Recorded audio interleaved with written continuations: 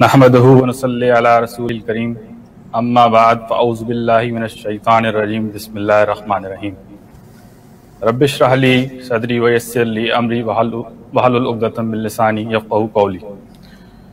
अस्सलामु अलैकुम व रहमतुल्लाहि व बरकातुहू। नाज़रीन, हम शुब्बानुल मुस्लिमीन के सोशल मीडिया प्लेटफॉर्म नवा स्टूडियोज़ से हाज़िर खिदमत हैं और हमारा आज का मौजू है मसला फ़लस्तीन, उसकी वजूहात, मुस्लिम रद्द अमल और आइंदा का लाहे अमल। नाज़रीन, जैसा कि आप जानते हैं कि मस्जिद अक्सा और गज़ा और फ़लस्तीन के इलाके में इसराइली दहशतगर्दी और हमलों की वजह से जो सूरत हाल डेवलप हुई हुई है, उस सूरत हाल को हम अपने माहिरीन और तज्ज़िया निगारों के ज़रिए आज एनालाइज करेंगे और उसको समझने की कोशिश करेंगे और ये जानेंगे कि आखिर क्या वजूहात हैं कि मुसलमान एक बड़ी तादाद में होने के बावजूद इस मसले को हल करने से कासिर हैं और इसराइल को अपने किबला अव्वल पर हमले से रोकने से कासिर हैं। इसके साथ साथ हम इस मसले के हल के लिए अमली इक़दामात भी वज़ा करने की कोशिश करेंगे। सबसे पहले मैं अपने प्रोग्राम के शुरका का तारुफ करवा देता हूँ।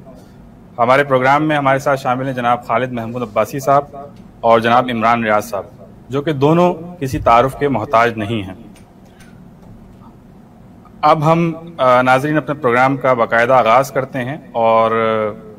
मेरा जो सवाल नंबर 1 है वो जनाब खालिद महमूद अब्बासी साहब से है। सवाल ये है कि खालिद साहब, आप हमारे नाज़रीन की मालूमात के लिए बताइए कि मसला फ़लस्तीन और बैतुल मुक़द्दस के इलाके की आखिर क्या अहमियत है, खुसूसन अगर इसे इंसानी तारीख़ के हवाले से और अंबिया कराम की ज़िंदगियों के तनाजुर में देखा जाए तो उसकी क्या तारीख़ी हैसियत बनती है। मसलन मस्जिद अक्सा कब तामीर हुई, किसने तामीर की, और ये कि क्या इस पर सिर्फ मुसलमानों का हक है या यहूदियों का भी कुछ हक है। और इसके साथ साथ खालिद साहब ये भी बताइएगा कि खुसूसन नई नस्ल के लिए जो इस मसले से नावाकिफ़ है उनकी मालूमात के लिए कि ये मसला आखिर है क्या और ये मसला आखिर बना कैसे, और ये भी बताइएगा कि आपके ख्याल में आज के हालात में इसराइल ने आखिर मस्जिद अक्सा और गज़ा पर हमले क्यों शुरू किए। बिस्मिल्लाहिर्रहमानिर्रहीम। आपने बहुत सारे बल्कि सवालात का एक पूरा पैकेज ही रख दिया है, तो बहरहाल मैं कोशिश करूँगा जो कुछ मुझे याद है उसकी बुनियाद पे बात कर सकूँ। जहाँ तक तो इस इलाके की अहमियत का मामला है वो कुरान मजीद ने बयान किया है कि नबी सल्लल्लाहु अलैहि वसल्लम को अल्लाह ताला ने मेराज पे जब लेके गए हैं तो पहले मस्जिद हराम से मस्जिद अक्सा लेके गए। सुब्हानल्लज़ी असरा बिअब्दिही लैलन मिनल मस्जिदिल हराम इलल मस्जिदिल अक्सा लज़ी बारकना खौलहू, कि जिसके माहौल को अल्लाह ताला ने बाबरकत बनाया है और उसमें जो बरकतें हैं वो ये कि ये मस्कन है कई अम्बिया का। हज़रत इब्राहीम अलैहिस्सलाम का ये मरकज़ रहा है, उन्होंने ये एक मरकज़ तौहीद जैसे हिजाज़ में कायम किया तो एक इस इलाके में भी कायम किया, और अपनी औलाद की एक नस्ल को अगर हिजाज़ में आबाद किया तो एक जो उसकी हिस्सा है उसको जाके इस मकाम पे आबाद किया। और हज़रत मूसा अलैहिस्सलाम से लेके हज़रत ईसा अलैहिस्सलाम तक ये जो 1400 साल का वक्त है, इसमें कोई वक्त ऐसा नहीं गुज़रा जब कोई ना कोई नबी यहाँ पे मौजूद ना हो। तो उनके सजदों के निशानात, उनकी इबादतें, उनकी रियाज़तें और उनके अजसाम अतहर वो सब यहाँ पे मदफून हैं। तो इसलिए ये एक बहुत ही बाबरकत ज़मीन है। कुरान मजीद ने इसे अर्ज़ मुक़द्दस भी करार दिया है, ये कुरान ने उसे करार दिया, अर्ज़ मुबारका भी करार दिया है। तो ये तो उसकी अहमियत है अल्लाह की निगाह में। दूसरी बात यह कि जो भी तौहीद के मराकिज़ ज़मीन के ऊपर अल्लाह की तरफ से कायम किए गए, यूँ तो हम भी मस्जिद बनाते हैं, वो हम अपनी सवाबदीद से बनाते हैं, लेकिन जो अल्लाह ताला ने जैसे नबी मामूर करता है, अल्लाह की तरफ से फ़रिश्तादा होते हैं नबी, ऐसे ही कुछ ज़मीनें हैं जो अल्लाह ताला की तरफ से यूँ समझिए कि मुतय्यन शुदा हैं। अल्लाह ताला ने उनकी हुदूद मुअय्यन की हैं और उनमें से जो 3 जगह ऐसी हैं कि जिनकी ज़ियारत की नीयत से और वहाँ जाके नमाज़ पढ़ने की नीयत से जाना जो जायज़ है, जिसका न सिर्फ जायज़ है बल्कि उसकी फजीलत बयान की गई है। उसमें मस्जिद हराम है, मस्जिद नबवी है और मस्जिद अक्सा है। तो यानी ये अल्लाह की मुतय्यन करदा हुदूद हैं। ये इलाके को यानी उन हुदूद को जिनको मुबारक या मुक़द्दस कहा गया है, ये अल्लाह ने मुअय्यन करके दिए हैं। तो अल्लाह के मराकज़ होने की हैसियत से ان کی ذمہ داری اس کے ذمے ہے یا یہ اس کے سپرد ہوں گی کہ جس کو اللہ نے معمور کر کے بھیجا ہو. تو آخری نبی ہیں محمد صلی اللہ علیہ وسلم، اور یہ تمام نبیوں کا ایک عہد ہے کہ ہر نبی سے اللہ تعالیٰ نے گویا یہ عہد دیا ہوا ہے کہ تمہارے بعد جب کوئی نبی آئے گا تو تم نے اس پر ایمان لانا ہے اور اس کی مدد کرنی ہے. تو یہ سورہ آل عمران میں اللہ تعالیٰ نے اس عہد کا ذکر کیا ہے کہ وَإِذَا أَخَذَ اللَّهُ مِيثَاقَ النَّبِيِّينَ لَمَا آتَيْتُكُم مِّن كِتَابٍ وَحِكْمَةٍ ثُمَّ جَاءَكُمْ رَسُولٌ مُصَدِّقٌ لِّمَا مَعَكُمْ لَتُؤْمِنُنَّ بِهِ وَلَتَنصُرُنَّ، تم لازماً اس پر ایمان بھی لاؤ گے اور لازماً اس کی مدد بھی کرو گے. تو اس اعتبار سے آپ سمجھ لیں کہ جب آخری نبی آئے ہیں محمد صلی اللہ علیہ وسلم، تو اب موسیٰ علیہ السلام کی شریعت اور اس کے بعد جو بھی جو ان کی وراثت تھی، جو نبیوں کی وراثت ہوتی ہے، یعنی اللہ تعالیٰ نے جو ان کو کتابیں دی ہیں، جو علم دیا ہے، جو حکمت دی ہے، جو مقامات مقدسہ ہیں زمین کے اوپر، وہ ساری منتقل ہو جاتی ہیں اس نئے نبی کو جو اللہ نے معمور کر کے بھیجا ہے. تو محمد الرسول اللہ صلی اللہ علیہ وسلم کی معموریت کے ساتھ ہی وہ تمام وراثت جو حضرت ابراہیم علیہ السلام کی تھی وہ منتقل ہو گئی محمد الرسول اللہ کو صلی اللہ علیہ وسلم. اور آپ کے دنیا سے وصال پردہ پوشی کے بعد اور اللہ کی طرف واپس مراجعت کے بعد وہ اس مقام پر اللہ تعالیٰ نے فائز کیا اس امت کو. وَكَذَلِكَ جَعَلْنَاكُمْ أُمَّةً وَسَطًا اور كُنْتُمْ خَيْرَ أُمَّةٍ أُخْرِجَتْ لِلنَّاسِ، اور یہ کہ هُوَ اجْتَبَاكُمْ، اس نے تمہیں چن لیا ہے. ثُمَّ أَوْرَثْنَا الْكِتَابَ الَّذِينَ اصْطَفَيْنَا مِنْ عِبَادِنَا، یہ ساری آیات اس پر شاہد ہیں کہ اب امت بحیثیت ایک جماعت کے، بحیثیت ایک امت کے اس معمور کر دی گئی ہے اللہ کے مشن کے لیے. تو اب وہ تمام وراثت جو اللہ کی پہلے نبیوں کو منتقل ہوتی تھی اب اس امت کو منتقل ہو گئی. لہٰذا یہ سرزمین اور یہ مقدس جگہ بھی اسی امت کے سپرد اللہ کی طرف سے ہو گئی. اور اس کی جو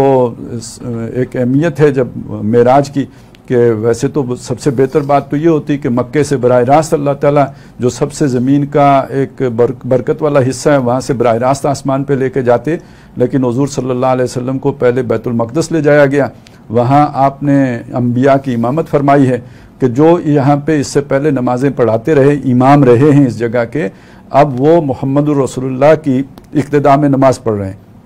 تو جس کا مطلب یہ ہے کہ انہیں گویا اللہ کے اس وعدے کے مطابق اس معاملے میں کوئی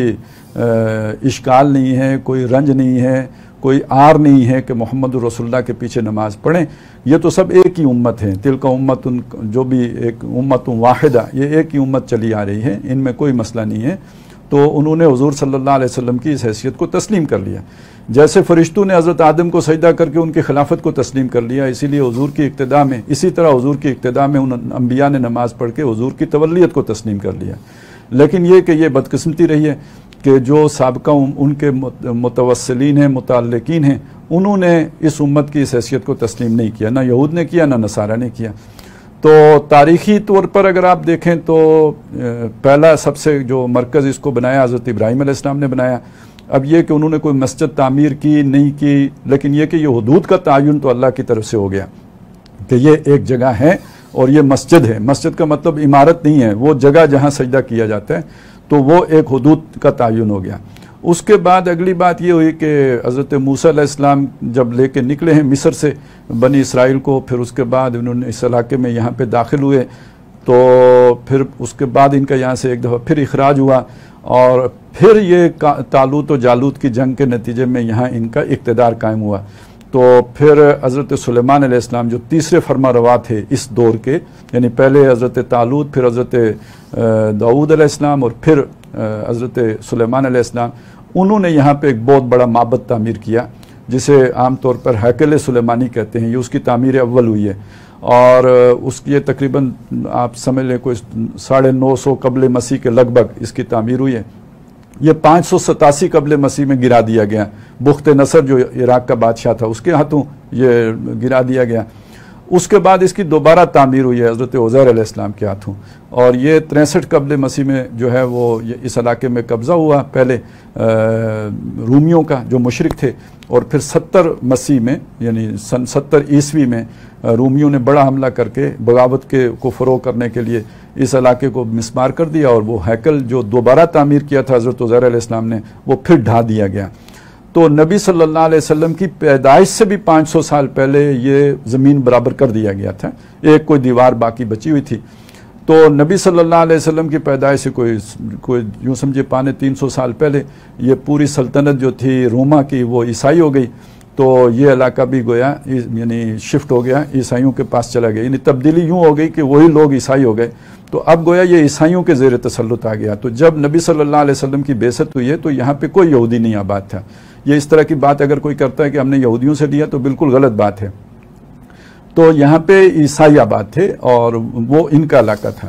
اور عیسائیوں نے جب ہماری اور مسلمانوں نے ان پر چڑھائی کی، معاشرہ کر لیا، تو مسلمانوں کو فتح اس طرح حاصل نہیں ہوئی کہ انہوں نے سرنڈر کر دیا ہو۔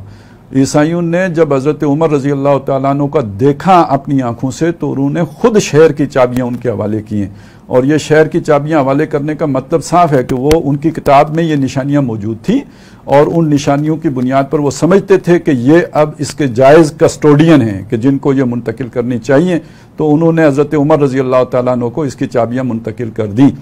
اور یجدونہ مکتوبا عندہم فی التوراۃ والانجیل، تو جہاں حضور کی نشانیاں تھیں تو وہاں یہ کہ وہ صحابہ کرام کے بھی وَمَثَلُهُمْ فِي الْإِنْجِيلِ كَزَرْعٍ أَخْرَجَ شَطْأَهُ فَآزَرَهُ فَاسْتَغْلَظَ فَاسْتَوَىٰ عَلَىٰ سُوقِهِ، تو صحابہ کرام کی نشانیاں بھی ان کے پاس موجود تھیں، جس کی بنیاد پر حضرت عمر کو چابیاں منتقل کرنے میں انہیں کوئی ہچکچاہٹ نہیں ہوئی۔ تو یوں یہ شہر مسلمانوں کے پاس آ گیا، اور پھر وہاں پہ حضرت عمر رضی اللہ تعالیٰ عنہ نے ایک مسجد تعمیر کرائی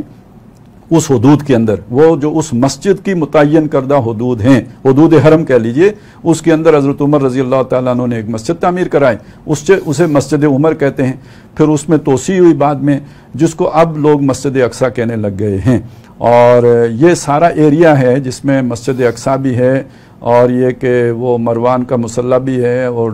وہ جو قبۃ الصخرہ بھی ہے، یہ سارا در حقیقت وہ والی مسجد ہے جسے قرآن مجید مسجد اقصیٰ کہتا ہے، یہ پوری حدود اس میں شامل ہیں۔ تو پھر یہ مسلمانوں کے پاس 1099 میں مسلمانوں کے ہاتھوں سے نکلا ہے، صلیبیوں کے قبضے میں چلا گیا، 1187 میں مسلمانوں نے پھر حاصل کر لیا، اور پھر پہلی جنگ عظیم کے نتیجے میں یہ برطانیہ کے جو ہے وہ اس کا تسلط ہوا، تو اس نے اس علاقے میں آ کے یہودیوں کو دوبارہ آباد کرنا شروع کیا۔ سن 70 میں جو نکالے گئے تھے وہ 1917 میں دوبارہ یہاں آ کے آباد ہونا شروع ہوئے، اور 1948 میں انہوں نے یہاں پہ جو ہے وہ اپنی مملکت قائم کر لی، لیکن یروشلم اور بیت المقدس اور خاص طور پہ یہ جو مسجد اقصیٰ ہے یہ ایریا ان کے قبضے میں نہیں تھا۔ 1967 میں انہوں نے جارحانہ کارروائی کرتے ہوئے اس پر بھی قبضہ کر لیا، اور یہ بات بڑی دلچسپی کی ہے کہ جو 48 کی ریاست ہے اسے اقوام متحدہ نے تو تسلیم کیا، اگرچہ کہ مسلمانوں نے تسلیم نہیں کیا، لیکن جو 1967 میں اس نے علاقے قبضہ کر لیے وہ اقوام متحدہ کی قراردادوں کے مطابق بھی مقبوضہ علاقے ہیں، وہ اسرائیل کی سلطنت کا حصہ نہیں ہے، ابھی اس کا ایک غاصبانہ اور جابرانہ قبضہ ہے وہاں کے، تو یہ اس کی قانونی حیثیت ہے اس وقت، اور باقی مسلمانوں کے لیے وہ قبلہ اول کی حیثیت رکھتے ہیں، یعنی ایک تو وہ کہ اس کے کسٹوڈین اللہ نے مسلمانوں کو بنایا، دوسرا یہ کہ یہ ایک معلوم حقیقت ہے کہ جب نبی صلی اللہ علیہ وسلم مدینہ تشریف لے گئے تو سابقہ جو بھی شریعت ہے اسی کی اتباع میں آپ نے مسجد اقصیٰ ہی کی طرف رخ کر کے 16-17 مہینے نمازیں پڑھی ہیں، اور پھر آپ کو دوران نماز جب حکم آیا تو اس کے بعد آپ نے جو ہے دوسرے یعنی خانہ کعبہ کی طرف رخ کیا ہے، اس نسبت سے ہم اسے قبلہ اول کہتے ہیں۔ تو مسلمانوں کا ایک جذباتی تعلق اس کے ساتھ ہے قبلہ اول ہونے کی ناطے یا حیثیت سے، تو یہ ہے اس کا تاریخی پس منظر۔ جو کچھ اگر کوئی آپ کا سوال رہ گیا ہو، جو آپ نے ڈھیر سارے سوال پوچھ لیے تھے، تو پھر دوبارہ کر لیجئے۔ سر حاصل گفتگو فرمائی اور ہماری نالج میں اضافہ کیا، بس ایک آخری اس میں پوائنٹ جو میں آپ سے جاننا چاہوں گا کہ آپ کے خیال میں آج کے حالات کے تناظر میں اسرائیل نے اس پر حملہ کیوں شروع کیا ہے؟ اس کی کیا وجوہات ہو سکتی ہیں آپ کے خیال میں؟ جی دیکھیں، یہ رہ گیا تھا، تو وہ وجہ اس کی یہ ہے کہ یہ بات سمجھ لیجئے کہ جو ایک تو یہ ہمارا دعویٰ ہے نا، یہ جو میں نے ابھی آپ کے سامنے رکھا ہے، تو اس میں دو چیزیں ہیں۔ جیسے ہم مسلمانوں میں کچھ لوگ جو ہیں وہ راسخ العقیدہ مسلمان ہیں، تو کچھ لبرل سیکولر قسم کے مسلمان ہیں، تو اسی طرح سمجھ لیجئے کہ یہودیوں میں بھی مختلف قسم کے لوگ ہیں، ایک وہ لوگ ہیں جو راسخ العقیدہ یہودی ہیں، جو اپنے مذہب پر چلنے والے لوگ ہیں، اور ایک یہودیوں میں وہ لوگ ہیں کہ جو سیکولر مائنڈڈ ہیں، لبرل ہیں، لیکن یہ کہ وہ یہودی نسل پرست ہیں، وہ نیشنلسٹ یہودی ہیں۔ تو ان دونوں کے نقطہ نظر میں فرق ہے، اور جہاں تک آرتھوڈاکس یہودی ہیں ان کا خیال تو یہ ہے کہ اس جگہ پر ہمیں اپنی حکومت قائم کرنا ہی مذہب کی تعلیمات کے خلاف ہے۔ یہ حکومت ہماری یہاں پہ تب قائم ہوگی جب مسیح تشریف لائیں گے، تو اس سے پہلے قائم کرنے کا ہمیں حق ہی حاصل نہیں ہے۔ یہ ان کا نقطہ نظر ہے۔ اور جہاں تک یہ دوسرے لوگ ہیں جو وہاں پہ قابض ہو کے بیٹھے ہوئے ہیں، جن کا وہاں پہ اصلاً اقتدار ہے، تو اس میں ایک اہمیت ہے اس جگہ کی۔ ایک تو مذہبی حوالے سے اہمیت ہے، دوسرا اسٹریٹجیکلی اس کی بڑی اہمیت ہے۔ یعنی یروشلم وغیرہ آپ یہ دیکھیں کہ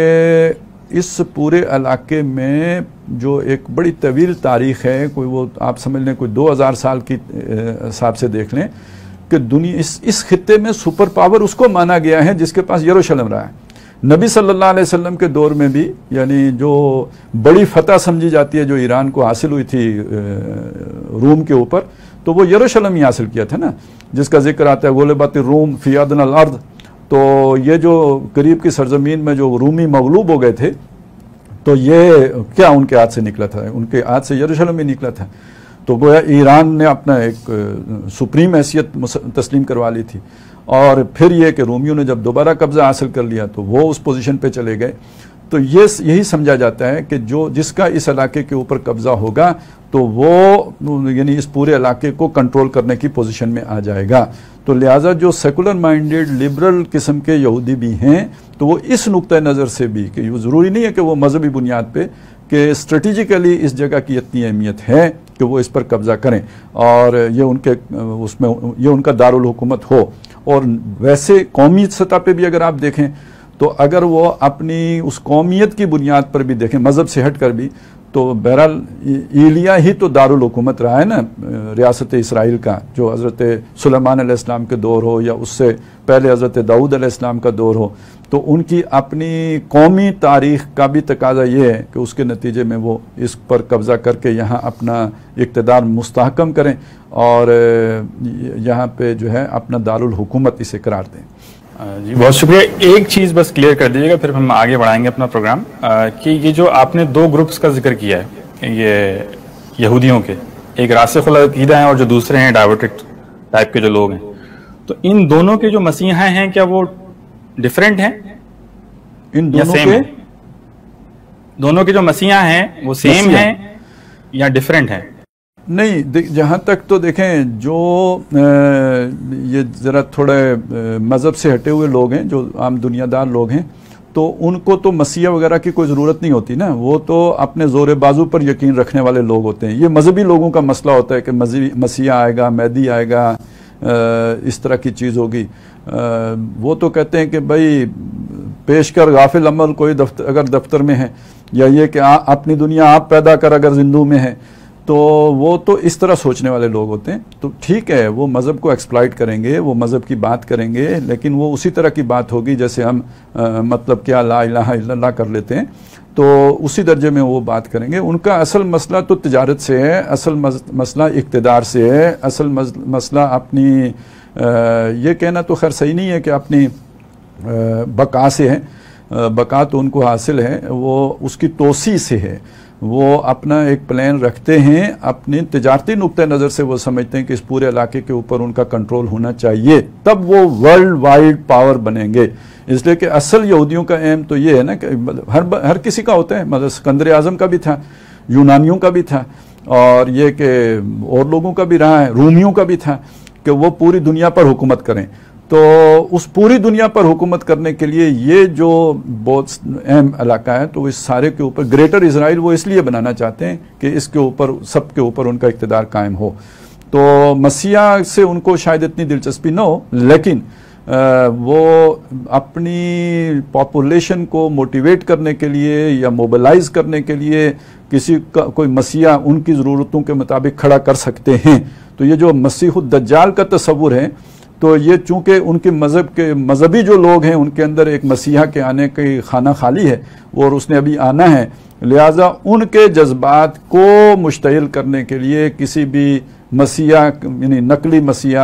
دجل و فریب والے مسیح کے ایک کریکٹر جو ہے وہ اس کو وہ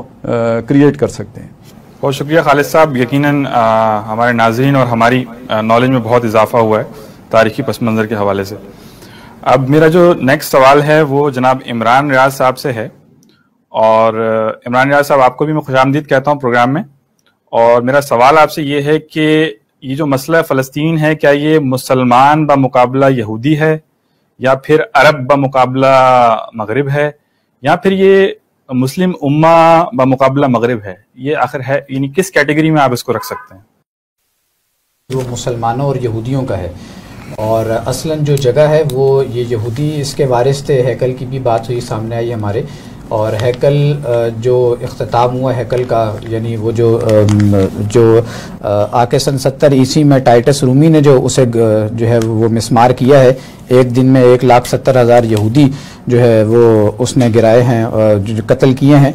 تو اس کے بعد جب یہ جو نبی صلی اللہ علیہ وسلم کی باری آئی ہے، آپ صلی اللہ علیہ وسلم اس دنیا میں تشریف لائے، تو پھر یہ ساری وراثت جو ہے انبیاء کی یہ مسلمانوں کے حوالے ہوئی ہے، اور آج یعنی مسلمان بحیثیت امت انبیاء کی یہ جو وراثت ہے اس کے وارثین ہیں۔ تو مسئلہ صرف عربوں کا نہیں ہے، البتہ یہ فرق ضرور ہے کہ چونکہ اس وقت یہودیوں کا براہ راست جو ٹاکرا ہے وہ عربوں کے ساتھ ہے، یعنی صف اول میں آپ کو اس وقت جو ہے وہ عربی ہی نظر آئیں گے، لیکن اصلہ یہ جو ہے مسئلہ جو ہے اور یہ مقابلہ وہ مسلمانوں کا ہے یہودیوں کے ساتھ۔ شکریہ عمران ریاض صاحب۔ اب میرا اگلا سوال جو ہے وہ جناب خالد محمود عباسی صاحب سے ہے کہ اس مسئلے کو مسلمان ممالک کی ترجیحات میں کس لیول پر ہونا چاہیے؟ قرآن و سنت کی روشنی میں رہنمائی فرمائیے گا۔ دیکھیں، یہ تو بہت ہی ایک کتابی سی بات ہو جائے گی اگر ہم اسے قرآن و سنت کی روشنی میں دیکھیں۔ ہم اپنے باقی زندگی کے معاملات کو بھی قرآن و سنت کی روشنی میں نہیں دیکھ رہے ہیں، تو قرآن و سنت کی روشنی میں دیکھیں تو ہمیں یعنی اس کو ہماری ترجیحات میں ہونا چاہیے، کوئی شک نہیں ہے۔ جیسے نماز پڑھنا ہم پر فرض ہے، تو اسی طرح جو مقدسات ہمارے حوالے کیے گئے ہیں یہ ہمارے پاس اللہ تعالیٰ کی طرف سے دی گئی ہوئی امانتیں ہیں، تو ان کی رکھوالی کرنا ہماری ذمہ داری ہے، ان کو پاک صاف رکھنا ہر قسم کی گمراہی سے۔ جیسے حضرت ابراہیم علیہ السلام اور حضرت اسماعیل علیہ السلام کو اللہ تعالیٰ نے حکم دیا تھا ان طہرا بیتی للطائفین والعاکفین والرکع السجود،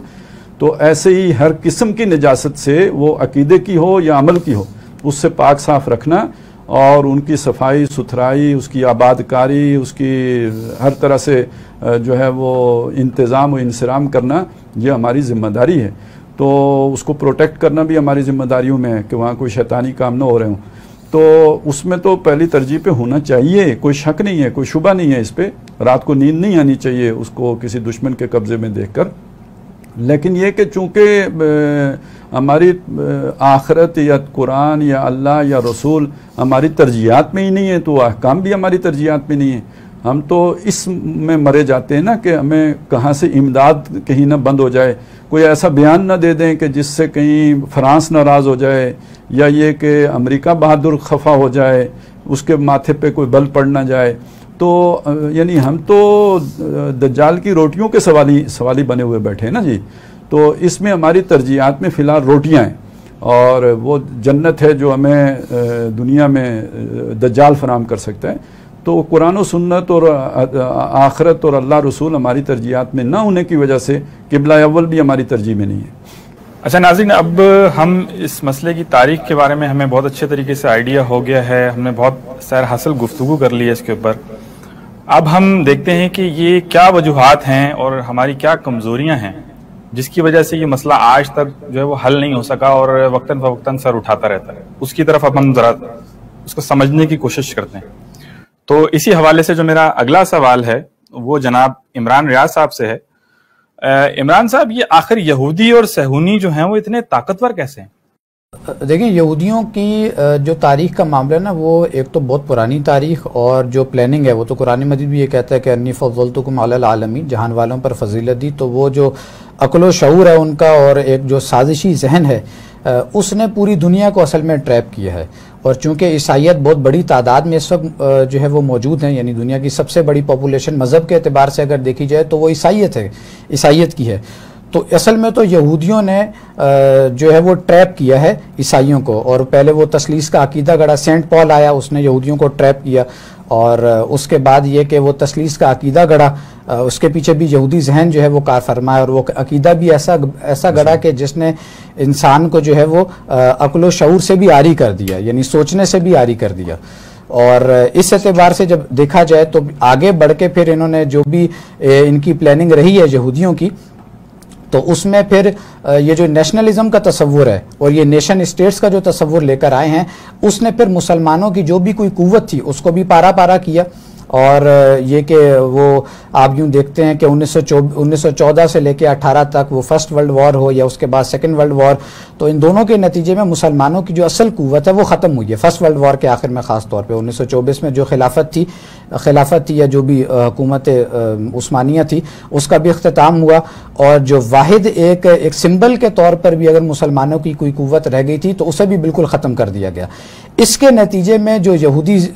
جو پیچھے تھی ان کی سازش ہمیں اچھی طرح معلوم ہے، اور یہ بات اب کوئی یعنی ڈھکی چھپی ہوئی نہیں ہے، ازر من الشمس ہے کہ وہ فرسٹ ورلڈ وار ہو یا سیکنڈ ورلڈ وار ہو، اس کے پیچھے بھی اصل میں یہودی ذہن تھا کہ جس نے اپنا اسلحہ بھی بیچا ہے اور مسلمانوں کو اور اصل میں تو انسانوں کو آپس میں لڑوایا ہے۔ تو لڑوانے کے نتیجے میں ظاہر بات ہے انسانیت کمزور ہوتی ہے، اسلحہ بھی انہوں نے بیچا، اس کے نتیجے میں انہیں طاقت بھی حاصل ہوئی۔ پھر یہ کہ جیسے خالد صاحب بیان فرما رہے تھے کہ 1948 میں باقاعدہ وہ ریاست بھی انہوں نے قائم کر لی، اور جو دنیا کے بڑے ممالک ہیں ان میں بھی آج اب ہم دیکھتے ہیں کہ یعنی امریکہ میں بھی اسٹیٹ پالیسی جو بھی طے ہوتی ہیں، خاص طور پہ پینٹاگون کے زیر سایہ اور وائٹ ہاؤس میں بھی، تو ان سب کے پیچھے یہودی ذہن ہے وہ کار فرما ہے۔ آج بھی ہم دیکھیں کہ ابھی کی بات یہ آپ دیکھ لیں کہ ساری دنیا میں اسرائیل کے جو بھی کوئی مظالم ہیں ابھی کے ریسنٹ بالکل یعنی پچھلے 2 اشروں کے، اس کے بعد امریکہ سے بھی یہ بات کی گئی، یعنی سامنے آئی پریشر ایک آیا کہ امریکہ کو بھی جو بھی ظلم ہو رہا ہے تو مخالف بیان دینا چاہیے، لیکن جو بائیڈن نے واضح طور پہ یہ کہا کہ ہم اسرائیل کے ساتھ ہیں، وی اسٹینڈ ود اسرائیل، اور انہی دنوں ایک نیا معاہدہ بھی اسلحہ بیچنے کا ایک نیا معاہدہ بھی اسرائیل کے ساتھ ہوا۔ اور پھر آپ دیکھیں کہ انڈیا میں ہمارے یعنی پاکستان کے ریفرنس میں اگر آپ دیکھیں تو مودی صاحب وہ پہلے جو پرائم منسٹر ہیں جنہوں نے باقاعدہ انڈین پرائم منسٹر کی حیثیت سے تاریخ میں یعنی اپنی تاریخ میں پہلی دفعہ انہوں نے اسرائیل کا دورہ کیا، 7 دن وہاں گزارے۔ تو انڈیا کے ساتھ بھی بہت ان کا گٹ جو ہے، اور بہرحال انڈیا ایک اس ریجن میں تو ایک یوں سمجھے کہ ابھرتی ہوئی پاور ہے، تو یہ ایک الائی ہے پورا، اور یہ الائنس انہوں نے بنایا ہے، اور انڈیا کو بھی ٹریپ کیا ہے اور عیسائیوں کو بھی ٹریپ کیا، تو بہرحال ان کی پشت پر ایک بہت بڑی یہ قوت کھڑی ہے، اور جب بھی اسرائیل کے اوپر کوئی بات ہوتی ہے تو یہ ممالک ہیں، یہ لوگ ہیں کہ جو سامنے آ کر اسرائیل کو پروٹیکٹ کرتے ہیں۔ تو اس اعتبار سے بہرحال یعنی عملاً ایک مسئلہ ہے کہ اسرائیل اس وقت فی الواقع ایک بڑی طاقت ہے۔ جی بہت شکریہ عمران صاحب۔ میرا جو نیکسٹ کوشچن ہے وہ خالد محمود عباسی صاحب سے ہے۔ خالد صاحب، کیا وجہ ہے کہ یہ مسئلہ جو کا تو ہے، اور کیا اس میں مسلمانوں کی باہمی اختلافات کا کتنا عمل دخل ہے؟ مفادات کے اس دور میں کیا موجودہ تقسیم شدہ جو ممالک ہیں اس حوالے سے کوئی سنجیدہ اقدامات اٹھا سکتے ہیں؟ ایک یہ کہ اس میں غیروں کی کیا حکمت عملی ہے جو کامیاب جا رہی ہے، اور دوسرے یہ کہ ہماری کیا کمزوری کہہ لیجئے، نالائکی کہہ لیجئے۔ تو جہاں تک تو اس بات کو سمجھ لیں کہ دنیا میں جو تبدیلی ہوئی ہے اور ایک صنعتی انقلاب آیا ہے، اور جو بھی سائنس اور ٹیکنالوجی پر جو فوکس کیا گیا ہے، تو اس کے نتیجے میں جو ایک پاور پیک تیار ہوا ہے مغرب میں، تو جب وہ ان اسلحوں سے لیس ہو کے مسلمان ممالک پر ٹوٹے ہیں، تو ہم اپنے مطلب ایک یروشلم ہی کیا ہمارے ہاتھ سے سب ہی نکلتا چلا گیا نا۔ جب واسکو ڈی گاما نے پہلی دفعہ راستہ تلاش کیا، پھر وہ ہندوستان پہنچے، پھر تجارتی کمپنی آئی، ایسٹ انڈیا کمپنی آئی، پھر ہندوستان گیا، یہ باقی ممالک جاوا، سماٹرا گئے، اور پھر رفتہ رفتہ جو ہے آپ کی خلافت مرد بیمار بنی، اور پھر مرد بیمار بن کے تو وہ پھر ختم ہی ہو گئی۔ تو یہ جو ساری طاقتیں ہیں وہ جب غالب آ گئیں تو ظاہر ہے اس کے پیچھے ایک پوری جو ہے وہ سوچ کار فرما تھی، اور وقت کی تاریخ کے اس بہتے دریا میں کوئی اپنی سیاہی گھول رہا تھا، اور وہ اقبال نے اس کو بیان بھی کر دیا کہ فرنگ کی رگے جہاں پنجہ یہود میں ہے۔ تو بہرحال اس قوم کے اندر بڑی صلاحیت تھی، اللہ تعالیٰ نے ان کو ایسے ہی تو سارے جان پر فضیلت نہیں دی تھی۔ تو انہوں نے یہ یعنی ایک دفعہ پھر اپنے آپ کو اس قابل بنا لیا کہ وہ اپنے ان عیسائی دوستوں کی مدد سے یعنی پوری عیسائیت کے اندر بھی انہیں نقب لگانی پڑی اس کام کے لیے. پروٹیسٹنٹ فرقہ انہوں نے کھڑا کیا, پھر اس کے ذریعے سے انہوں نے کامیابیاں حاصل کی. تو کیتھولک چرچ کے ذریعے سے تو یہ ممکن نہیں تھا, انہوں نے پروٹیسٹنٹ وجود میں لا کے ان کے ذریعے سے یہ سارا کام کروایا. اور برطانیہ نے ابتداً ان کے ساتھ جو ہے وہ تعاون کیا, وہاں جا کے آباد کیا. بالفور جو تھا وہ برطانیہ ہی کا وزیر خارجہ تھا, بعد میں شاید پرائم منسٹر بھی بنا ہے. تو یہ جو بھی آپ کی بڑی طاقتیں, برطانیہ ہے, فرانس ہے, جرمنی نے بھی پھر مدد کی کیونکہ اس نے پہلے وہ مارا تھا تو بعد میں ذرا اس کی تلافی بھی کرنے کی ضرورت تھی. تو امریکہ ہے, روس ہے, تو ان سب نے مل کے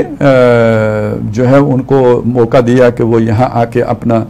وطن مألوف ان کی نگاہوں میں جو ہے تو اس میں لا کے ان کو بسایا کہ یہ اپنی زمین میں جا کے دوبارہ آباد ہو سکیں. اچھا, یہ بڑی دلچسپ بات ہے, میں دیکھتا رہتا ہوں بعض لوگ ہمارے کہتے ہیں کہ توہین رسالت اگر ہوئی ہے تو ہمیں چاہیے کہ ہم جو ہے نا وہ جرمنی میں جو ان کا قتل عام ہوا تھا اس کی جو ہے نا وہ بات کریں کیونکہ یہودی اسے پسند نہیں کرتے. بھائی وہ یہودیوں نے تو وہ خود پروپیگنڈا کر کے اپنی مظلومیت ساری دنیا پہ آشکارا کی تھی کہ ہم بڑے مظلوم لوگ ہیں, ہمیں مارا گیا ہے, ہمیں پیٹا گیا ہے.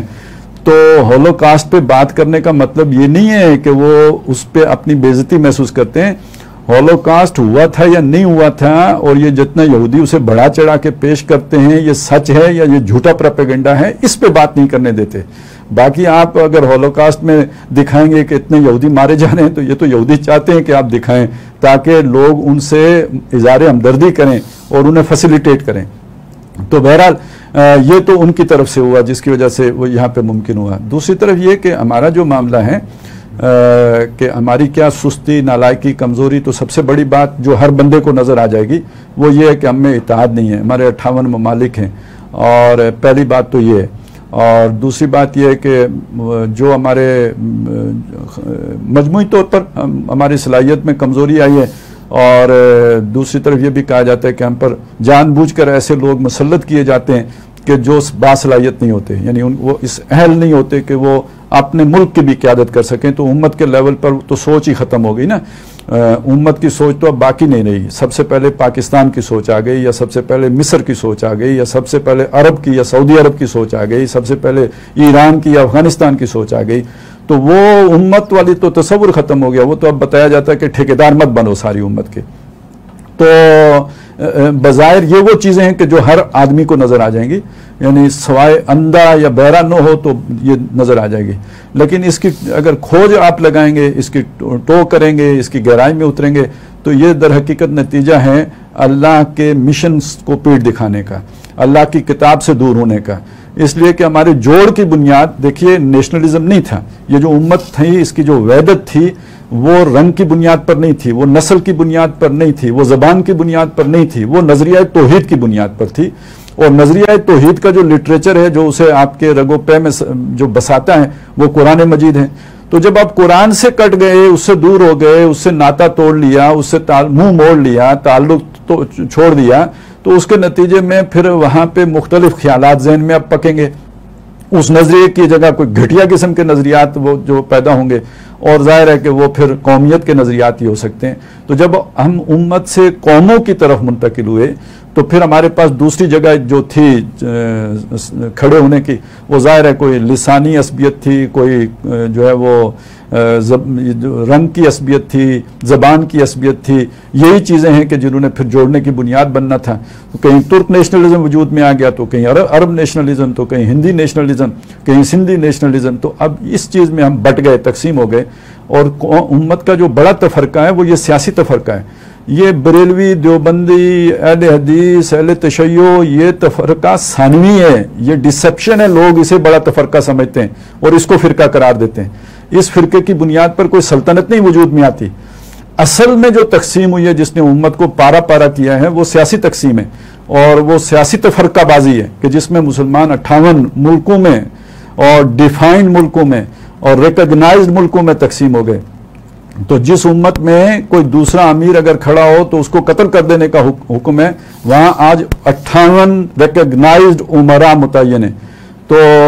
اس نے ہمیں کر دیا کمزور, اس نے ہمیں کر دیا بھودا, اس نے ہمیں کر دیا بہت ہی ضعیف. اس نے ہمیں ہماری سوچ کو ہی تبدیل کر کے رکھ دیا، امت کی سوچ کو قومیت کی سوچ میں بدل دیا ہے۔ تو اگر آپ اسے ایک لفظ میں کہیں تو قرآن مجید کی دوری سے نتیجہ میں یہ ہوا، اور اگر آپ بالکل اسے دنیا کی سطح پہ تجزیہ کریں تو ہمارے تفرقے کی وجہ سے ہی ہوا۔ جی خالد صاحب، یقیناً بہت ہی سنجیدہ نوعیت کے وجوہات ہیں، اور اس پر یقیناً سوچنے کی اور کچھ اسٹریٹجی بنانے کی ضرورت ہے۔ بہت شکریہ آپ کا۔ اب ہم آگے بڑھتے ہیں۔ میرے اگلے 2 سوالات جو ہیں وہ جناب عمران ریاض صاحب سے ہوں گے۔ میرا اگلا سوال ہے کہ آج ہم دیکھتے ہیں کہ ہمارے جو مسلمان ہیں وہ شدید اخلاقی پستی کا شکار ہیں، ہمارے قول و فعل میں تضاد ہے، ہر طرح کی معاشرتی بیماریوں کا ہم شکار ہیں، اور بلکہ یہ بھی کہا جاتا ہے کہ اگر مغربی اقوام جو ہیں وہ ایمان لے آئیں تو وہ شاید ہم سے زیادہ بہتر مسلمان ثابت ہو جائیں۔ آپ کیا سمجھتے ہیں، کیا یہ بھی ایک وجہ ہے کہ ہم کثرت میں ہونے کے باوجود آج اغیار کے سامنے بے بس ہیں، اور عوام کیسے ان اخلاقی کمزوریوں سے نجات پا سکتی ہے؟ الفاظ استعمال کیے کثرت کے تو وہ ذہن میں نبی صلی اللہ علیہ وسلم کی وہ حدیث آ گئی، آج کل کافی وائرل بھی ہو رہی ہے، کہ نبی صلی اللہ علیہ وسلم نے فرمایا کہ ایک زمانہ مسلمانوں تم پر ایسا بھی آئے گا کہ وہ مثال دی آپ صلی اللہ علیہ وسلم نے کہ جیسے وہ یعنی دسترخوان جب بچھایا جاتا ہے اور لوگوں کو کھانے کے لیے جب بلایا جاتا ہے تو لوگ جیسے ٹوٹ پڑتے ہیں، اسی طریقے سے تمہارا معاملہ بھی یہی ہوگا کہ اقوام عالم جو ہیں وہ تم پر ٹوٹ پڑیں گی۔ تو پوچھا گیا کہ نبی صلی اللہ علیہ وسلم کیا اس وقت ہم تعداد میں کم ہوں گے؟ تو حضور نے فرمایا کہ نہیں، تعداد میں تو تم بہت ہوگے، لیکن اچھا پھر پوچھا کہ پھر وجہ کیا ہوگی؟ تو فرمایا کہ تم میں وہن کی بیماری پیدا ہو جائے گی۔ اور جب پوچھا گیا کہ وہن کیا ہے تو حضور نے فرمایا کہ حب الدنیا و کراہیت الموت، وہ ہے دنیا کی محبت اور موت سے نفرت۔ تو اصل میں ہوا یہ کہ جو خالد صاحب نے ابھی آخری نقطہ بیان کیا کہ ایک لفظ میں اگر بیان کیا جائے تو اصلاً ہماری دوری ہے قرآن مجید سے، یعنی اخلاقی پستی کا بھی شکار ہم اس لیے ہوئے کہ ہماری دوری قرآن مجید سے پیدا ہوئی، اور اسی کے نتیجے میں پھر یہ دنیا کی محبت اور یہ موت سے نفرت ہمارا مقدر بنی ہے۔ اور اس کو ایک اور اینگل سے بھی دیکھ لیتے ہیں، وہ یہ ہے کہ قرآن مجید نے یہ سورہ بقرہ کے آغاز میں جو گفتگو کی ہے نا بنی اسرائیل کے حوالے سے، تو وہ 10 رکوع ہیں جو علماء بنی اسرائیل پر اصلاً قرآن مجید کی چارج شیٹ ہے کہ ہم نے تمہیں یہ نعمتیں عطا کی، ان جو ہے وہ خوبیوں سے تمہیں سرفراز کیا، اور وہیں پر بھی قرآن مجید میں متعدد بار یہ بات بھی آئی کہ جہان والوں پر ہم نے تمہیں فضیلت عطا کی، لیکن تم نے ہمارے انعامات کی قدر نہیں کی۔ اس کے نتیجے میں وہ اخلاقی کمزوریاں بھی پھر ان کے اندر پیدا ہوئیں، اور ایک ہمت کا نہ ہونا، جیسے آج پوری دنیا میں ہے ہوئی، جو خالد صاحب ذکر کر رہے تھے کہ 58 ممالک ہونے کے باوجود ہماری کوئی سے نہیں ہے، ہم اپنے معاملات بھی خود نہیں طے کر سکتے، ہمارے بجٹ بھی کہیں اور بنتے ہیں، ہماری حکومتیں بھی کہیں اور جو ہے وہ طے ہوتی ہیں، اور پھر یہ کہ ہمارے ہاں جو ادارے ہیں ان کے بڑوں کے فیصلے بھی کہیں اور ہوتے ہیں، تو ہم یہ کسی درجے میں بھی کوئی ایک فیصلہ بھی جو ہے وہ خود سے کرنے کی طاقت میں نہیں ہے۔ تو اخلاقی کمزوری صرف عام طور پہ جیسے وہ یعنی منافقین کے حوالے سے جو بات کہی جاتی ہے کہ وہ کیٹیگریز میں جو بات آتی ہے کہ یعنی یہ شرطیں ہوں، یہ چیزیں ہوں تو وہ منافق آدمی شمار ہوتا ہے، وہ بھی ظاہر اخلاقی کمزوری ہے۔ اس کو اگر لارجر اسکیل پر ہم لے جائیں تو وہ کم ہمتی، اور پھر یہ کہ بزدلی، اور یہ کہ پھٹ پڑنا، اور پھر یہ کہ جھوٹ اور دغا بازی اور چوری، یہ ساری وجوہات اس میں شامل ہیں۔ قرآن مجید نے یہودیوں کے حوالے سے جو بات کہی کہ ضربت علیہم الذلۃ والمسکنۃ وباؤوا بغضب من اللہ، ذلت اور مسکنت اللہ تعالیٰ نے تھوپ دی ان کے اوپر، اور وہ اللہ کا غضب لے کر لوٹے۔ اس کی وجہ بھی یہ بیان کی کہ یہ کیوں ہوا، کیونکہ تم نے ہماری آیات کا انکار کیا، اور یہ کہ جو انبیاء تھے ان کو ناحق قتل کیا۔ تو ہماری امت میں انبیاء کا معاملہ چلے نہ بھی ہو، لیکن مجددین جو بھی آئے ان کے ساتھ ہم نے کوئی اچھا سلوک تو نہیں کیا۔ تو بہرحال ان سب کے نتیجے میں ہمارے اندر وہ اخلاقی کمزوری پیدا ہوئی، اور جس کا آج ہم خمیازہ جو ہے وہ بھگت رہے ہیں کہ ہماری دنیا میں کوئی سے نہیں ہے، کوئی ہماری بات سننے کو تیار نہیں ہے، اور کبھی اگر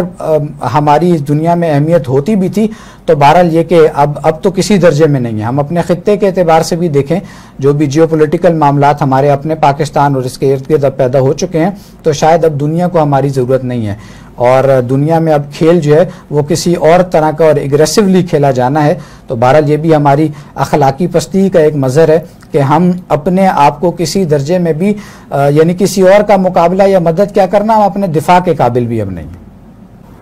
اچھا، اب اگلا سوال میں آپ سے ہی کروں گا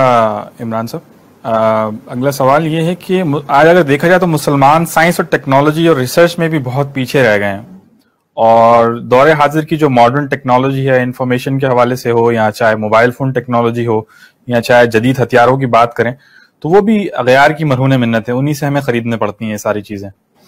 اور یہی وجہ ہے کہ حماس کے جو داغے گئے میزائل تھے زیادہ تر یا راکٹس تھے، اور ان کو اسرائیل کی جانب سے انٹرسپٹ کر لیا گیا. زیادہ تر راکٹ تو ان کو لگے ہی نہیں، تو دے ور کوائٹ سیف. تو اپنے سروائیول کے لیے ان امور میں سائنس اور ٹیکنالوجی میں ترقی کرنا، ان پہ توجہ دینا کتنا ضروری ہے؟ آپ کیا سمجھتے ہیں اس حوالے سے؟ مجید نے بھی یہ بات بیان کی، سورہ انفال میں بات آئی ہے جب غزوہ بدر کا مارکا پیش تھا تو جو بھی تیاری ہو رہی تھی، اور بعد میں بھی جب اللہ تعالیٰ کی طرف سے ہدایات آئی ہیں، جو بھی غلطیاں تھیں ان کو پن پوائنٹ کیا گیا، تو اس میں بھی یہ بات بیان کی گئی کہ تم اپنی قوت کو مجتمع رکھو، اپنی قوت کو جمع کرو، اور یہ کہ اپنے گھوڑوں کو تیار رکھو. تو اس میں تو کوئی شک نہیں ہے، کسی درجے میں بھی ہونا بھی نہیں چاہیے کہ اپنے آپ کو اس ٹیکنالوجی کے اعتبار سے اوپر لے کر جانا، اور جو بھی جدید اس کے ذرائع ہیں اور یعنی جو کچھ بھی حاصل کیا جا سکتا ہے یہ تو ضرور کرنا چاہیے. لیکن عام طور پر جو غلط فہمی ہو جاتی ہے وہ یہ کہ کل کا کل بھروسہ اور اعتماد جو ہے وہ اس پر ہو جاتا ہے. علامہ اقبال نے تو یہ بات کہی تھی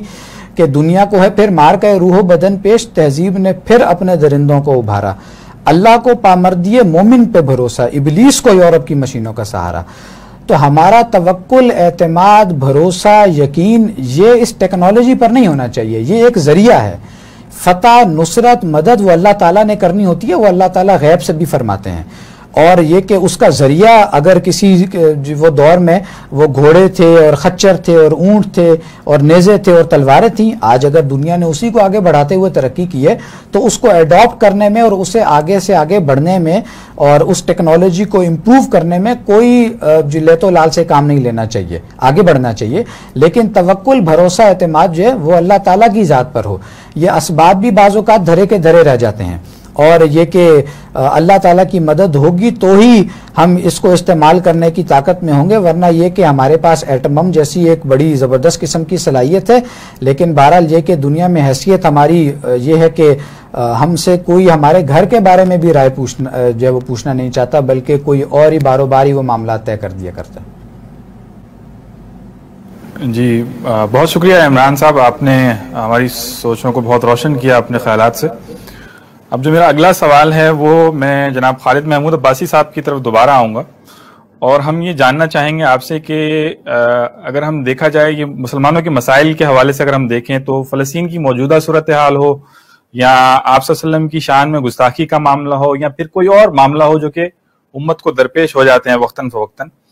تو جب ہمارے حکمرانوں سے پوچھا جاتا ہے تو وہ جواب میں کہتے ہیں کہ جی ہمارے اوپر معاشی پابندیاں لگ جائیں گی اور یہ ہو جائے گا اور FATF ہو جائے گا اور اس طریقے سے IMF کا مسئلہ ہو جائے گا، تو اور کھل کر رد عمل نہیں دے پاتے ان وجوہات کی بنا پر. تو ان معاشی خدشات سے کیسے جان چھڑائی جا سکتی ہے، اور کیا حق بات اور عملی اقدامات کی صورت میں کیا واقعی ہم بھوکے مر جائیں گے؟ قرآن و سنت اس حوالے سے کیا کہتے ہیں؟ مجھے پتا ہے یہ بہت لمبا ایک بہت ڈیٹیل ٹاپک ہے، اس کے اوپر کئی پروگرام الگ سے ہو سکتے ہیں، لیکن اگر ہم سمری میں اس کو دیکھنا چاہیں اس معاشی مسئلے کو، اور تو آپ کیا سمجھتے ہیں اس کے بارے میں؟ دیکھیے اس میں تو کوئی شبہ نہیں ہے کہ آپ اگر اپنے آزادانہ موقف پر کھڑے ہوں گے تو آپ کو معاشی پابندیوں کا سامنا کرنا پڑے گا، اور دنیا آپ کا اکنامک بلاکیٹ کرے گی اور اس کے نتیجے میں آپ کو سفر کرنا پڑے گا. ٹھیک ہے،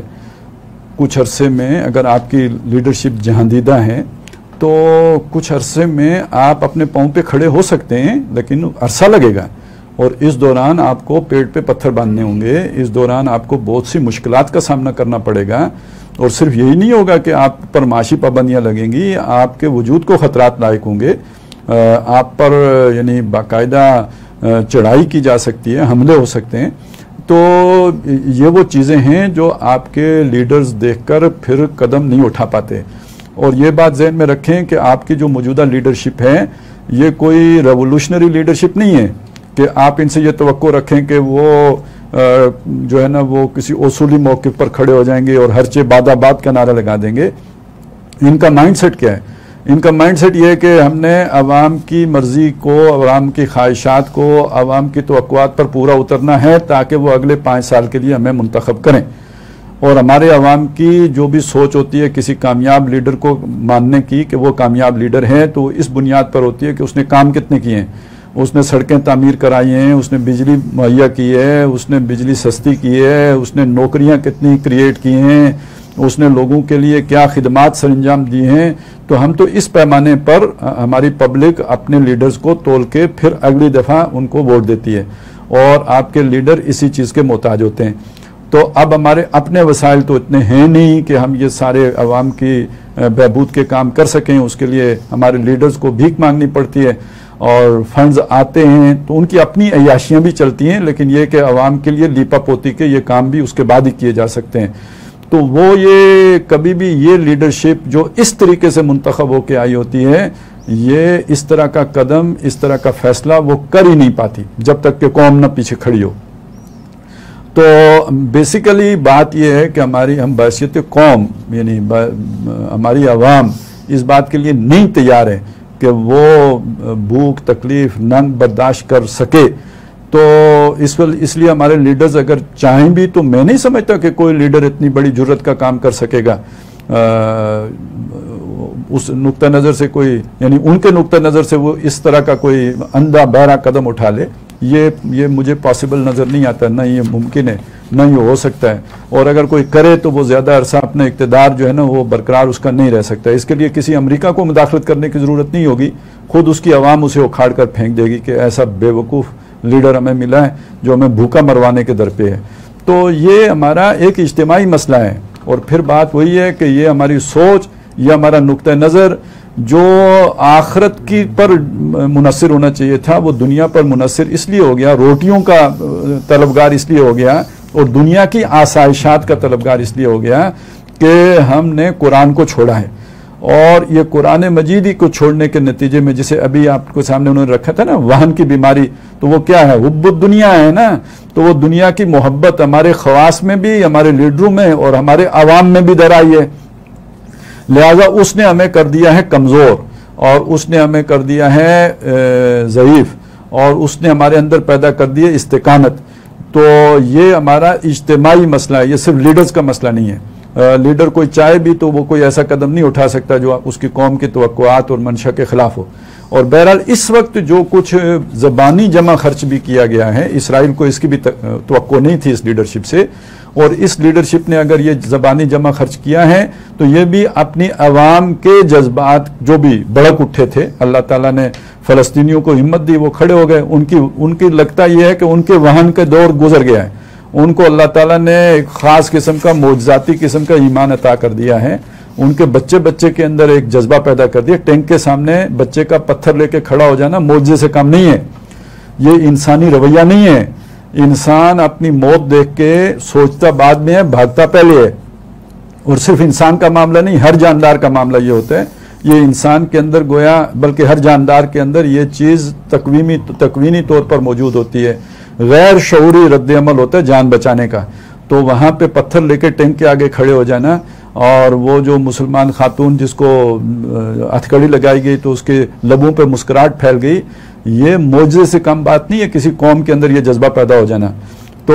یہ جذبہ تو یا تو پیغمبرانہ تربیت کے نتیجے میں پیدا ہوتا ہے، یا کوئی اللہ تعالیٰ کی کوئی خاص لدنی معاملہ ہو تو تب یہ چیز ہوتی ہے، اور وہ ہوئی ہے. اور یہ دو قوموں میں نظر آ رہا ہے، ایک فلسطینیوں میں، دوسرا کشمیریوں میں.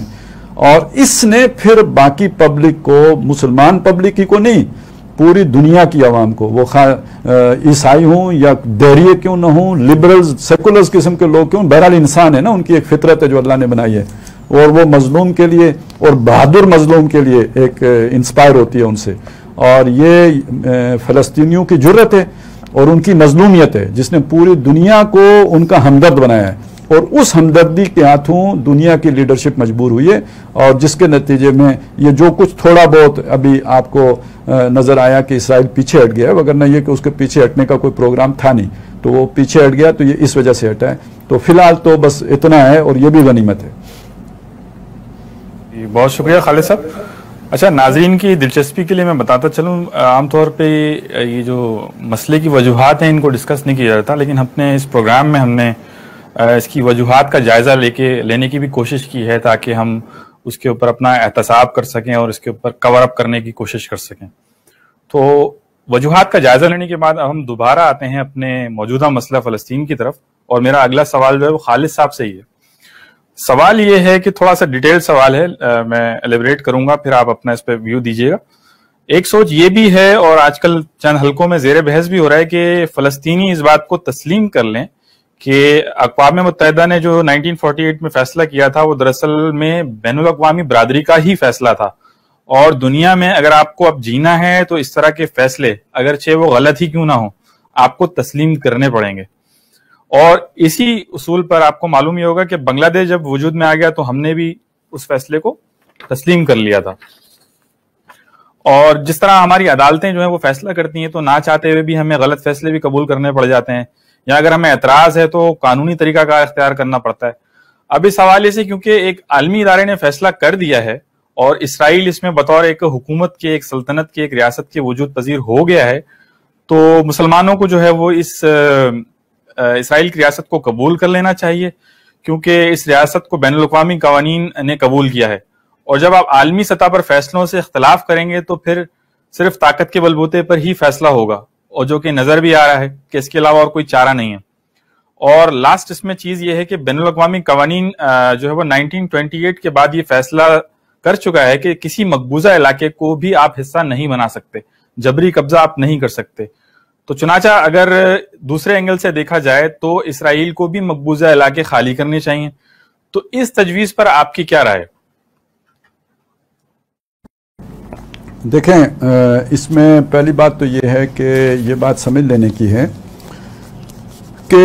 ایک ہوتا ہے اصولی موقف اور ایک ہوتا ہے زمینی حقائق کی روشنی میں حقیقت پسندانہ موقف۔ تو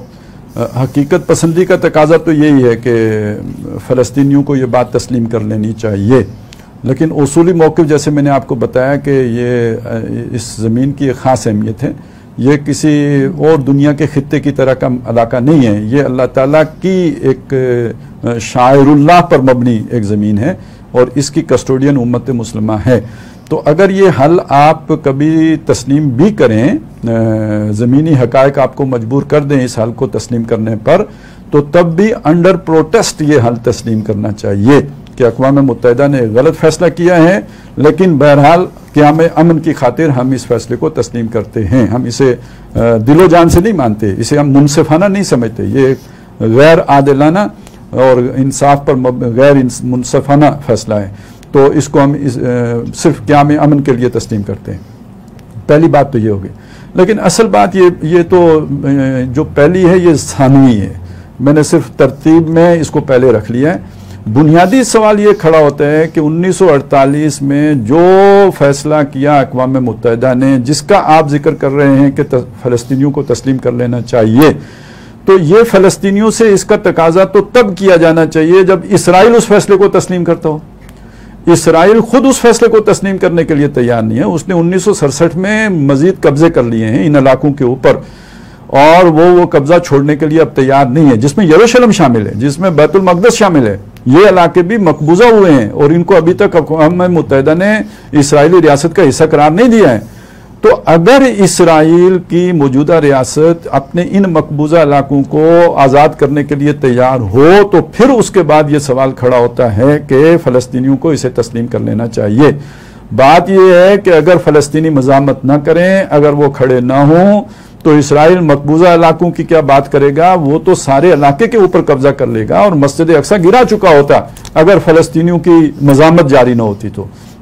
تو اس وقت مسئلہ فلسطینی نہیں ہے، اور ان کے ماننے یا نہ ماننے سے کوئی فرق نہیں پڑتا، بلکہ اسرائیل کے توسیع پسندانہ اقدامات ہیں، اور اس کی جو پورے دنیا باقی سب کو جنٹائل سمجھتے ہوئے اور حیوان سمجھتے ہوئے اور ان کے اوپر اپنے اقتدار قائم کر کے ان کی لگامیں کسنے کا پروگرام ہے، وہ صرف فلسطینی مسئلہ نہیں ہے، وہ پوری نوع انسانی کا مسئلہ ہے۔ اسے لوگوں کو معلوم ہونا چاہیے کہ فلسطینیوں کے بعد پھر باقی عربوں کا نمبر آئے گا اور پھر پوری دنیا کا نمبر آئے گا، کیونکہ وہ تو صرف چوزن پیپل تو اپنے آپ کو قرار دیتے نا، اور وہ غیروں کے بارے میں جیسے قرآن نے کہا کہ ذالک بانہم قالوا، جو وہ یہ اس لیے ہوا کہ وہ یہ کہتے ہیں کہ لیس علینا فی الامیین سبیل، ہم سے امیوں کے بارے میں تو نہیں پوچھا جائے گا، ہم انہیں نوچیں، گھسیٹیں، ماریں، ان کو لوٹ کھسوٹ کریں، تو ان کے بارے میں تو ہم سے نہیں پوچھا جائے گا۔ تو یہ ہے اصل مسئلہ. ان کے توسیع پسندانہ عزائم، ان کے جو ایمبیشنز ہیں وہ پرابلم کر رہی ہیں. Thank you very much. اب میں جو میرا اگلا سوال ہے وہ جناب عمران ریاض صاحب سے میں کروں گا اسی حوالے سے، اور اس کے چند جو سولوشنز پیش کیے جا رہے ہیں.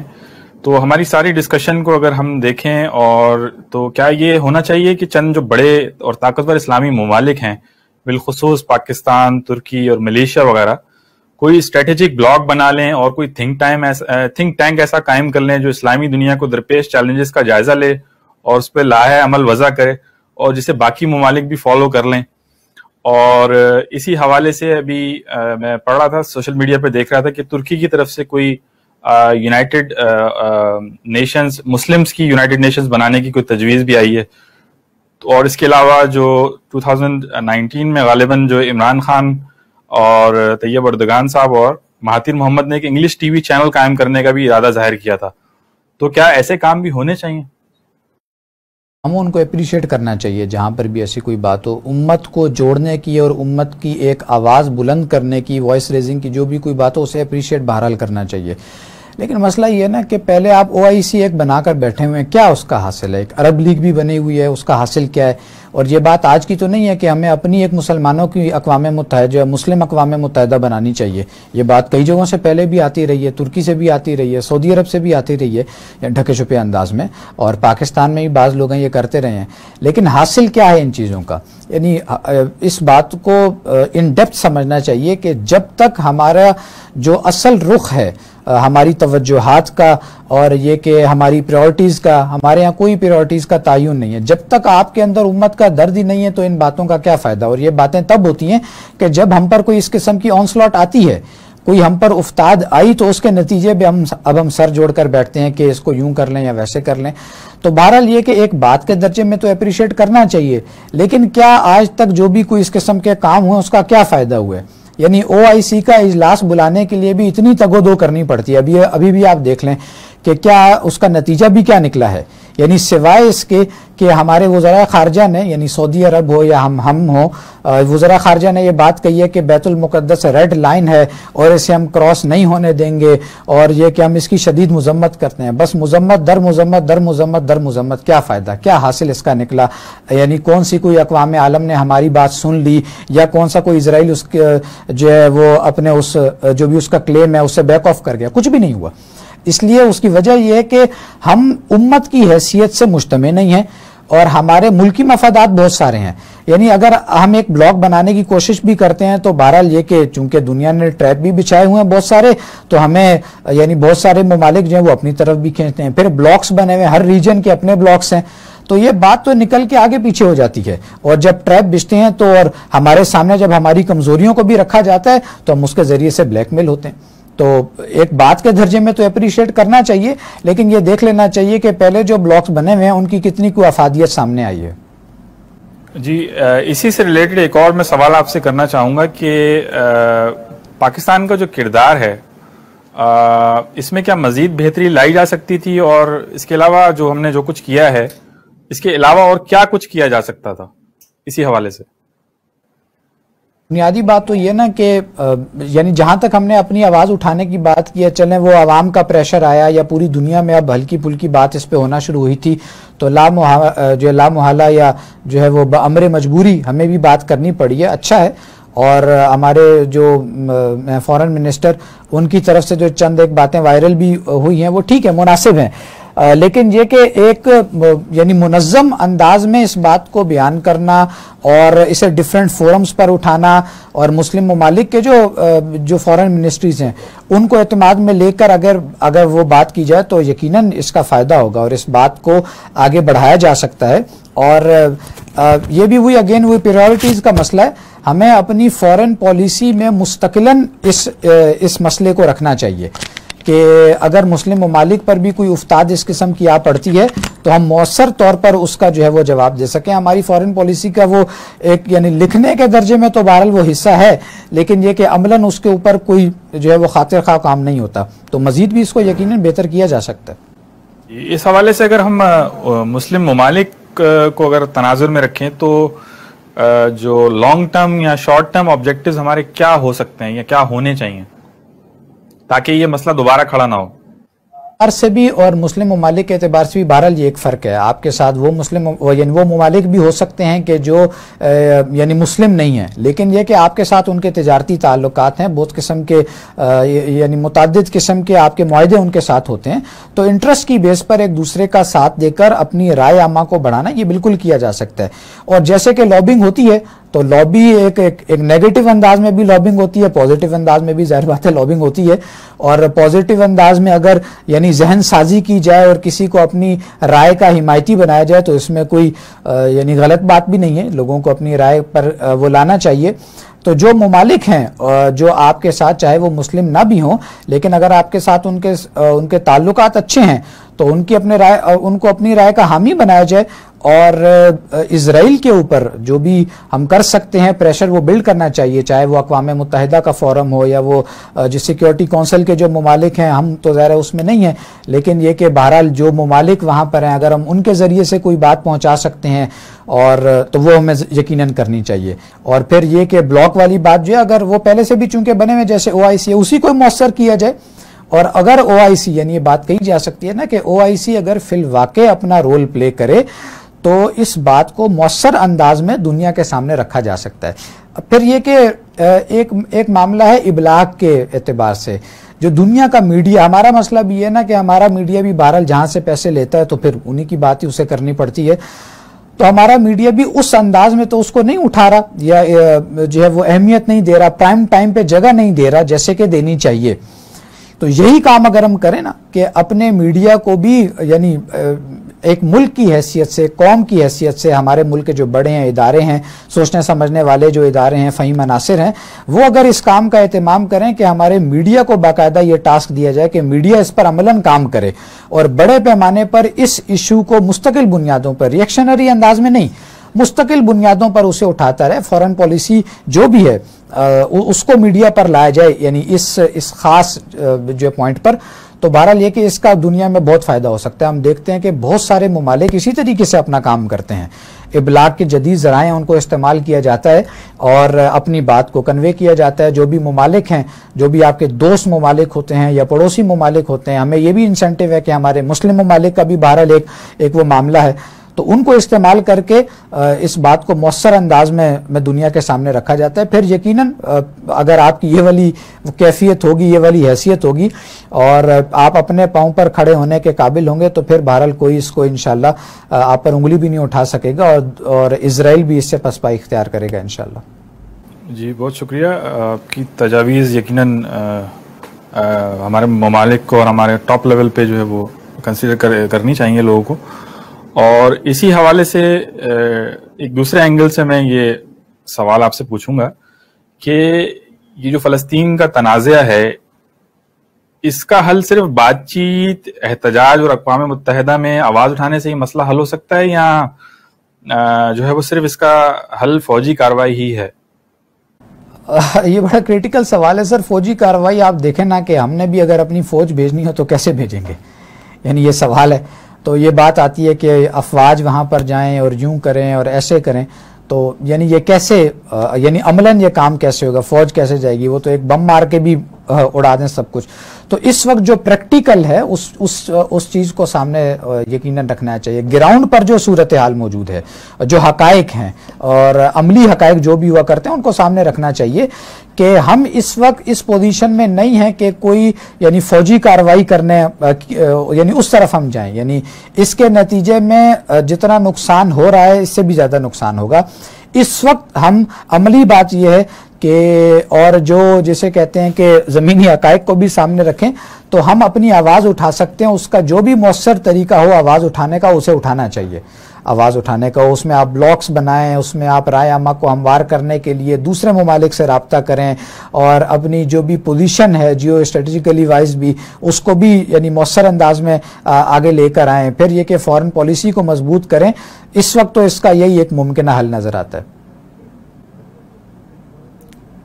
कितनी बदकिस्मती है कि जो कार्रवाई है वो बहुत ही ओपन होती है, लेकिन उसको रोकने के लिए जो है बहुत ही इनडायरेक्ट वेज जो है वो हमें इख्तियार करने पड़ सकते हैं। اللہ کرے کہ وہ دن بھی آئے کہ جب ہم کھل کر جو ہے وہ اپنا دفاع کرنے کے قابل ہوں. ہم نے اس سیکشن میں کچھ عملی اقدامات تجویز کرنے کی کوشش کی جس سے ہم بطور امہ اور بطور مسلم ممالک فلسطین کے مسئلے کے حل کے حوالے سے اپنا کردار ادا کر سکتے ہیں. اور اس پروگرام میں ہم نے یقیناً اس کا تاریخی بیک گراؤنڈ اور اس کی جو وجوہات ہیں اور اس کے حوالے سے جو چند عملی اقدامات ہیں اس کو جاننے کی کوشش کی. اور اس پروگرام کا جو نیکسٹ حصہ ہے اس میں ہم چند مزید جو ہمارے پہلو رہ گئے ہیں اس کے اوپر بات کرنے کی کوشش کریں گے، جس میں ہم نقصانات کا جائزہ لیں گے. اس کے علاوہ اس مسئلے کو آخر الزماں یعنی اینڈ آف ٹائم کے حوالے سے بھی ہم جاننے کی کوشش کریں گے. تو پروگرام کے اختتام پر میں اپنے معزز مہمانوں جناب خالد محمود عباسی صاحب اور جناب عمران ریاض صاحب کا بہت شکریہ ادا کروں گا کہ آپ نے وقت نکالا اور اپنے قیمتی جو ہے وہ تجاویز اور اپنے جو ہے وہ نالج ہمارے ناظرین کے ساتھ شیئر کی. بہت بہت شکریہ. جزاک اللہ خیر.